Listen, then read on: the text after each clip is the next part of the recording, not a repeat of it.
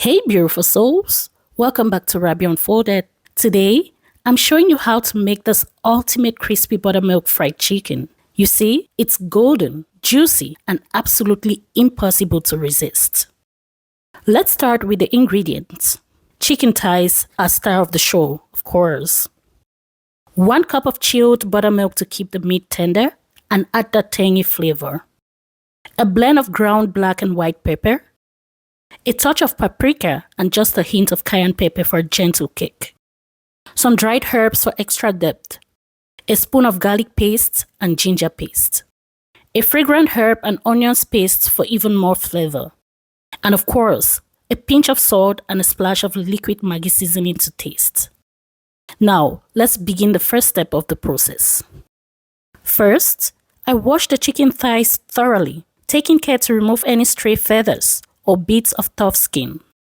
Once they're clean, I pat them dry with a paper towel and set them aside, ready for the marinade. Now for the marinade, I start by measuring out all my ingredients and placing them in small trays. Easy to reach and ready to use. Here's what goes in: chilled buttermilk, ginger paste, garlic paste, onions and herb paste, a blend of ground white and black pepper, a touch of cayenne and paprika, a sprinkle of dried herbs for extra flavor, a pinch of salt, and a splash of liquid Maggi seasoning. With everything prepped, it's time to start marinating. With the kitchen scissors, I cut open the carton of chilled buttermilk and pour it into a measuring cup. Then straight into the bowl of chicken thighs, making sure I pour the buttermilk to touch all the pieces of chicken thighs in the bowl. Next, I add ground paprika, a touch of cayenne, and a pinch of salt, followed by ground white pepper and ground black pepper. In goes my ginger, garlic, onion, herb paste. Then, a generous sprinkle of dried herbs for that beautiful, fragrant flavor. To finish the marinade, I splash in some liquid Maggi seasoning. Wearing gloves, I gently mix everything together, turning the chicken until every piece is completely covered and the flavors have worked into the meat. Once I'm happy with the marinade, I cover the bowl tightly with plastic wrap and let it rest in the fridge for at least 4 to 8 hours so the buttermilk and spices can work their magic. After letting the chicken rest in the fridge for 4 to 8 hours, it's time to prepare the flour coating. First, I set out all the ingredients and bowls I'll need. I'm using all-purpose flour, and I always like to sieve it first, partly for peace of mind and partly to keep the coating light and airy. So, I sieve about 2 cups of flour in a large bowl. Next, I season the flour. Crumble in 1 Maggi cube and a pinch of salt. Add ground white pepper and black pepper. A generous sprinkle of dried herbs for extra flavor. About a 1/4 teaspoon of cayenne pepper for a gentle kick, and a 1/4 teaspoon of paprika for color and depth. Finally, I mix in 1 tablespoon of baking powder. This helps the crust puff up and stay crispy. Give everything a good stir so the spices blend evenly through the flour. With the seasoned flour ready, I take the marinated chicken out of the fridge, and that aroma is just incredible.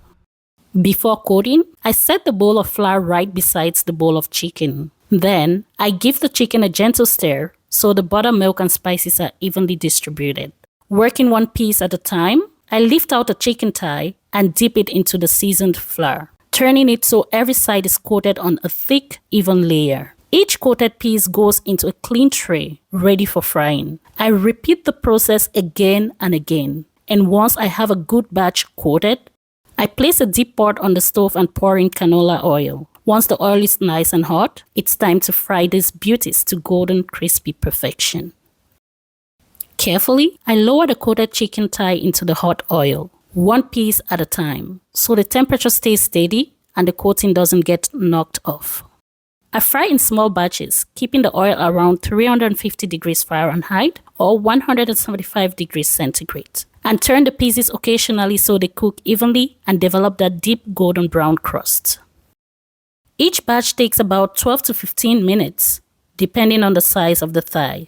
Make sure your heat is turned to medium. This gentle heat gives the chicken time to cook right through, so when you bite in, there's no trace of blood or redness. Turn each piece occasionally so it cooks evenly and develops that deep golden brown crust. Depending on the size of the thigh, this takes about 12 to 15 minutes to cook fully. When the chicken is fully cooked, you'll see that gorgeous golden brown crust, or you can double check with a thermometer for an internal temperature of about 165 degrees Fahrenheit or 74 degrees centigrade. Carefully lift each piece out of the oil. Set the chicken in a colander lined with paper towel. This lets any excess oil drip away while the paper towel helps keep the crust beautifully crisped. After everything was done, I arranged the chicken on a beautiful wooden tray and added little bowls of barbecue sauce and creamy mayonnaise for dipping. Just look at how golden and irresistible these pieces are. So crisp, so perfectly cooked. I promise you won't want to miss a bite of this delicious Crispiest buttermilk fried chicken. Serve it up, share it with family and friends, and most of all, enjoy every crunchy, juicy piece. Look at this golden crispy buttermilk chicken, perfectly cooked, full of flavor, and made with love. Just like this dish, life is all about patience, care, and putting your heart into what you do. Every step you take, every little effort counts, and the results, just like this chicken, will be worth it. So, whether you're in the kitchen or chasing your dreams, keep going, keep experimenting, and don't be afraid to add your own special touch. If you enjoyed this recipe and want more juicy, mouth-watering dishes, subscribe to Rabia Unfolded and join me on this delicious journey. Remember, every bite is a story, so let's keep unfolding them together. Cheers.